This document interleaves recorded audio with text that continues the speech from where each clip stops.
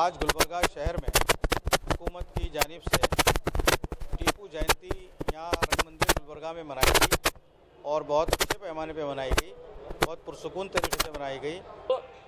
ತನ್ನೆಲ್ಲ ಸಾಮಂತ ಅರಸರನ್ನು ತಮ್ಮ ರಾಜರನ್ನು ಒಗ್ಗೂಡಿಸಿ ಬ್ರಿಟಿಷರನ್ನು ಈ ನಮ್ಮ ದೇಶದಿಂದ ಒದ್ದೋಡಿಸಬೇಕು ಅನ್ನುವ ಒಂದು ಮಹದಾಸೆಯನ್ನು ಹೊಂದಿಕೊಂಡು कुमारस्वामी भी इसके साथ लेके प्रोग्राम बहुत भारी के सक्सेसफुल हो गया।